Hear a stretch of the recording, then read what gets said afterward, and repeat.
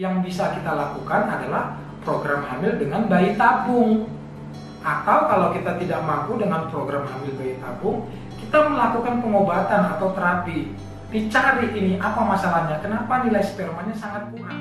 Selamat datang di channel Dr. Indra Tarigan, channel seputar tips kesehatan, edukasi, dan gaya hidup. Silahkan tekan tanda subscribe dan tanda lonceng agar para sahabat tidak ketinggalan video-video menarik berikutnya. Terima kasih. Assalamualaikum, selamat malam dan salam sejahtera sahabat klinik doa ibu dimanapun kalian berada. Pada kesempatan kali ini saya akan menjelaskan tentang syarat-syarat kita dalam memilih metode program hamil agar mendapatkan keturunan. Pada video ketiga kemarin ya, seperti sudah kita jelaskan di link ini ya, kalau belum menonton silahkan ditonton. Kita kan sudah menjelaskan tentang 3 macam program hamil yang bisa dipilih untuk mendapatkan keturunan. Yang pertama adalah program biasa, yang kedua adalah inseminasi intrauterin, dan yang ketiga adalah program bayi tabung. Nah, syarat dan ketentuan ini sebenarnya ada. Kenapa kita melakukan program biasa pada pasangan ini, atau kenapa kok kita menganjurkan misalnya agar melakukan program inseminasi intrauterin saja misalnya, atau yang ketiga, kapan kita harus melakukan bayi tabung pada pasangan yang ingin punya anak. Ini ada syarat dan ketentuan. Dan syarat dan ketentuan ini penting sekali untuk kita jadikan pertimbangan, karena ini akan sangat mempengaruhi kemungkinan keberhasilan dari program hamil yang kita lakukan tersebut. Nah, jadi seperti itu. Jadi, kalau kita ditanya sebenarnya syarat dan ketentuan untuk kita memilih yang mana program hamil yang akan kita lakukan, sebenarnya banyak sekali bahan pertimbangan yang harus kita pertimbangkan. Tetapi secara sederhana saya ingin menjelaskan agar gampang dimengerti ya. Ada 2 hal yang menjadikan pertimbangan metode program hamil yang mana yang akan kita berlakukan terhadap pasangan yang datang untuk kita lakukan. Yaitu yang pertama adalah pertimbangan dari hasil analisa sperma, dan yang kedua adalah pertimbangan dari hasil pemeriksaan HSG atau hysterosalpingografi. Ya, itulah kenapa pasangan-pasangan yang melakukan program hamil wajib hukumnya untuk kita periksa analisa spermanya pada pria, dan kita melakukan pemeriksaan HSG atau hysterosalpingografi pada wanitanya, karena hasil kedua pemeriksaan tersebut akan sangat menentukan dalam kita memilih jenis metode program hamil yang mana yang akan kita berlakukan. Nah, itulah kenapa itu wajib ya, setiap pasien yang akan program hamil sebelumnya kita suruh periksa analisa sperma dan kita suruh pemeriksaan HSG pada wanitanya. Pemeriksaan analisa sperma sangat menentukan metode mana yang bisa kita pilih sebagai pilihan ketika kita menjalani program hamil. Penjelasannya seperti ini. Nah, pada pemeriksaan analisa sperma itu kan ada banyak tuh kriteria yang kita periksa. Ada konsentrasinya normal atau kurang atau sangat kurang, atau morfologinya, bentuk spermanya banyak yang bagus atau banyak yang rusak, atau misalnya bagaimana pergerakannya, banyak bergerak atau tidak. Nah, gitu. Nah, kalau misalnya pada pemeriksaan analisa sperma ini hasilnya bagus, maka pada pasangan bisa kita memilih program hamil yang biasa atau induksi ovulasi dan disuruh berhubungan badan biasa, kemudian atau memilih program inseminasi intrauterin, atau kita bisa memilih juga program bayi tabung, tergantung dari hasilnya tadi. Nah, kalau hasilnya normal boleh. Tetapi jika pada hasil pemeriksaan analisa sperma nilai pemeriksaannya itu tidak normal, tetapi tidak sangat parah ya ketidaknormalannya. Misalnya konsentrasinya itu di bawah 15 juta, tetapi masih di atas 5 juta per mililiter sperma yang kita periksa. Nah, jika konsentrasinya memang kurang tetapi tidak parah, maka biasanya pada pasangan kita tidak menganjurkan untuk melakukan program hamil biasa. Karena kalau dengan program hamil biasa, si pasangan kita suruh berhubungan biasa, biasanya kemungkinan keberhasilan akan sangat kecil atau biasanya gagal, karena konsentrasi sperma yang sedikit ini jika disuruh berhubungan badan biasa, maka tidak ada sperma yang bisa sampai ke sel telur yang ada di tuba, sehingga pembuahan tidak terjadi dan kehamilan tidak akan terjadi, sehingga programnya gagal. Nah, pada pasien dengan nilai sperma di atas 5 juta tetapi kurang dari 15 juta, program hamil yang bisa kita pilih adalah program hamil inseminasi intrauterin atau program hamil bayi tabung. Nah, pada pemeriksaan analisa sperma, jika analisa spermanya ini parah nih rusaknya, konsentrasinya kurang dari 5 juta, maka jangankan program hamil biasa, sedangkan program hamil inseminasi intrauterin pun tidak akan berhasil. Yang bisa kita lakukan adalah program hamil dengan bayi tabung. Atau kalau kita tidak mampu dengan program hamil bayi tabung, kita melakukan pengobatan atau terapi. Dicari ini apa masalahnya, kenapa nilai spermanya sangat kurang, apa masalahnya, apakah kelainan hormon, atau misalnya ada varikokel atau ada hidrokel yang mengganggu produksi sperma, atau apa gitu. Ya kita obati, kita terapi dengan harapan nanti nilai spermanya meningkat sehingga kita tidak harus melakukan program bayi tabung yang biasanya lebih mahal. Jadi itu yang pertama adalah pertimbangan dari hasil analisa sperma. Ini penting sekali. Pertimbangan yang kedua yang saya katakan sebelumnya adalah pertimbangan dari hasil HSG.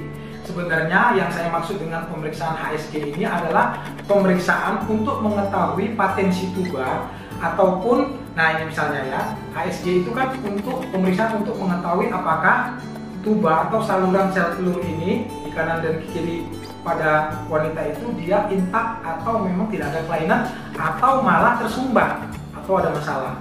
Nah ini pertimbangan dari hasil pemeriksaan HSG ini akan sangat menentukan metode program hamil yang mana yang akan kita kerjakan. Nah, jika terjadi sumbatan di tuba, maka otomatis kehamilan tidak akan bisa terjadi jika kita memilih program hamil yang biasa ataupun inseminasi intrauterin. Karena kalau ada sumbatan di sini, sperma yang masuk ke dalam rahim tidak akan bisa bertemu dengan sel telur yang ada di ovarium yang berjalan ke tuba karena ada sumbatan. Jadi sperma tidak akan bisa ketemu dengan sel telur yang kita rangsang baik dengan program biasa maupun dengan program inseminasi. Jadi pisahnya dengan bayi tabung. Karena bayi tabung kan tadi sel telur yang kita rangsang, kita ambil, kita panen dan kita satukan di luar. Setelah bersatu, ketemu menjadi calon janin baru kita masukkan ke dalam rahim dan terjadilah kehamilan. Jadi dia tidak membutuhkan saluran tuba yang bagus, tidak apa-apa.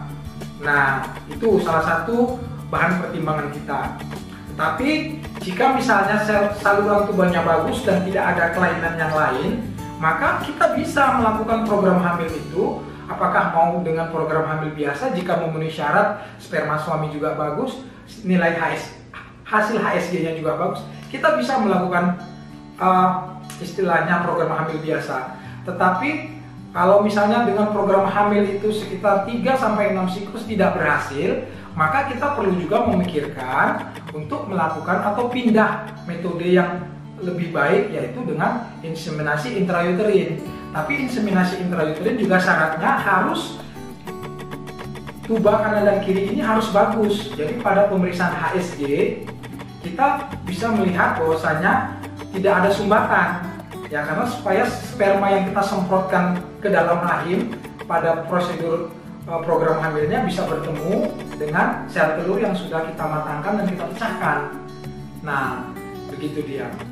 Nah, ketika kita sudah melakukan 3-4 siklus tidak juga berhasil inseminasi intrauterin itu, biasanya si pasien akan diberikan pilihan apakah kita akan melanjutkan dengan program bayi tabung atau istirahat dulu sekitar 1 tahun. Karena biasanya dari pengamatan saya pribadi, pasien-pasien yang misalnya gagal dilakukan program hamil, baik program yang biasa maupun program inseminasi intrauterin, dia malah akan mengalami kehamilan spontan ketika 1 tahun pertama setelah dia menjalani program. Nah, jadi sebenarnya kalaupun kita gagal ya ketika kita melakukan program hamil, saya pikir pasangan jangan terlalu berkecil hati. Karena sebenarnya ketika kita melakukan program hamil tersebut, kita akan memperbaiki sistem metabolisme, sistem hormonal pada pasangan. Kadang-kadang memang perbaikan itu kan tidak serta-merta terjadi pada waktu kita melakukan program. Nah, ketika kita sudah tidak melakukan program lagi, beberapa bulan setelah itu, bisa saja disitulah kita bisa menjadi subur sehingga bisa hamil spontan. Kan banyak tuh cerita di mana orang sudah melakukan bayi tabung, sudah melakukan program inseminasi intrauterin 2-3 kali tetapi gagal. Ketika sudah pasrah, sudah menyerah, sudah ikhlas, tidak melakukan apa-apa, malah hamil spontan. Nah, begitulah dia kurang lebih penjelasan singkat tentang syarat-syarat dalam kita memilih program hamil yang mana yang dapat kita lakukan agar kemungkinan keberhasilan dari program hamil yang kita lakukan itu menjadi lebih besar. Saya pikir untuk lebih jelas menonton video ini, sahabat harus menonton rangkaian video program hamil mulai dari yang pertama tentang penjelasan tentang infertilitas, tentang apa sih faktor-faktor yang menyebabkan kenapa pasangan sulit punya anak, itu video yang pertama ya. Kemudian video yang kedua tentang penjelasan usaha-usaha yang dapat dilakukan oleh pasangan secara mandiri, secara sederhana agar dapat meningkatkan kesuburan, agar bisa mendapatkan keturunan tanpa harus datang ke dokter misalnya. Nah itu. Kemudian yang ketiga adalah video tentang jenis-jenis program hamil yang bisa dipilih beserta kisaran biayanya, ya taksiran saja, bukan biaya pasti ya. Jadi kalau ada kesalahan atau ketidaksesuaian dengan daerah masing-masing, saya mohon maaf, jangan saya disalahkan, itu hanya taksiran. Kemudian itu video yang ketiga, dan video yang keempat ini penjelasan tentang syarat-syarat dalam kita memilih jenis-jenis program hamil yang mana yang akan kita lakukan untuk kita bisa mendapatkan keturunan agar program hamil yang kita jalani jangan sampai gagal. Saya yakin banyak sekali pertanyaan yang mungkin masih mengganjal di pikiran para sahabat semuanya. Jika ada hal-hal yang tidak dianggap masih terlalu jelas, silahkan mulai bertanya di kolom komentar. Saya akan menjawab semampu saya, kita akan berdiskusi, dan semoga video ini bermanfaat. Dan jika para sahabat menganggap video ini memberikan manfaat, silahkan share video ini sebanyak-banyaknya sehingga manfaat itu bisa sampai kepada lebih banyak orang. Dan bantu kami juga dengan menekan tanda subscribe dan tanda lonceng agar para sahabat tidak ketinggalan video-video menarik berikutnya. Terima kasih.